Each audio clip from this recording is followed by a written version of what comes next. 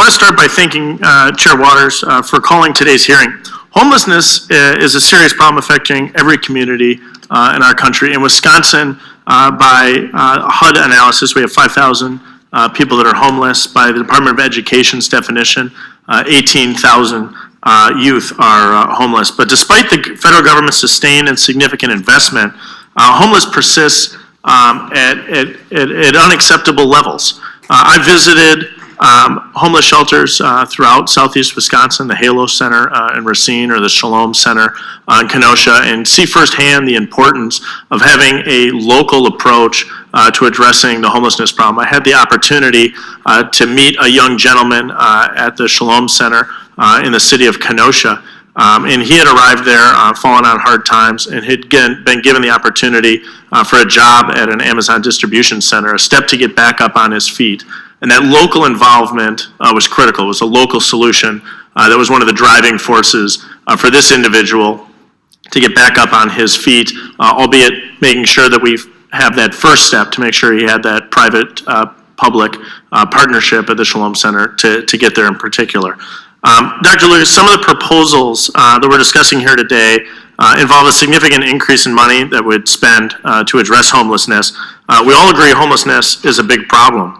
We should do everything we can to ensure that all Americans have a safe place to live. At the same time, we need to spend taxpayer funds wisely, getting at the best impact we can for every dollar. I believe there should also be a look at whether existing rules, regulations, and practices may cause or exacerbate the problems. I heard from my colleague from New York earlier on the particular high cost of housing in New York City. And it would be amiss to not look at maybe what some of the local housing policies are in certain cities that may be driving those higher costs and having a disparate impact on individuals from those communities that are subject to their own local control and regulations that may be having that negative impact. Could you comment what policies or reforms or new flexibilities may help communities better address this situation? Well, thank you, Congressman, for your question. Certainly, as you suggested, when we're talking about land use regulations, they come in many forms, right? It's not one blanket thing, but a lot of it requires what you're allowed to use property for. That can include development, but it also can include the renovation or the repurposing of existing properties. So it was mentioned in New York City, there's a high rate of vacant units. In Syracuse, New York, where I live, there are 1,500 vacant housing units. And a comparable number of people in the homeless shelter system, actually.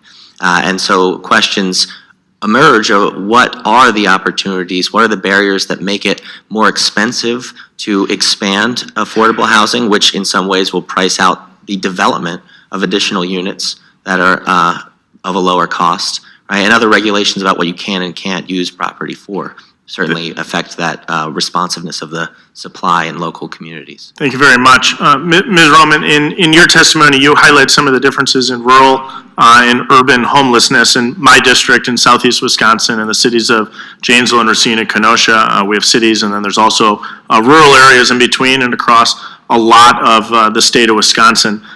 Do you think the local leaders have the flexibility they need to address some of the challenges in particular in rural areas? I would say actually, while I think the continuum of care works very well in urban areas, there's some improvements that could be made in rural areas.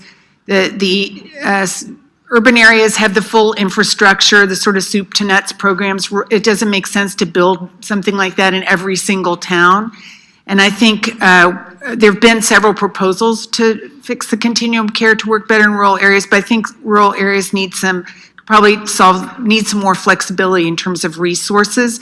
Could probably house people a lot faster and kind of skip these long periods in the homeless system. Also tends to be a little bit more affordable housing in a lot of rural areas. Thank you. I think it highlights the importance of some of the local control and local decision-making that's required to address this problem. I'd like to ask you one more question, slightly different tact.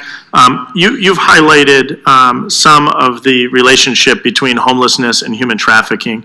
In southeast Wisconsin, there's an Interstate 94 corridor running between Milwaukee and Chicago. Human trafficking, a real significant issue in that area. Could you just comment in the seconds that we have on that relationship? maybe we'll follow up As and, Ms. Darley has said, that not having housing certainly makes people vulnerable to being trafficked. thank you very much. I yield back. Time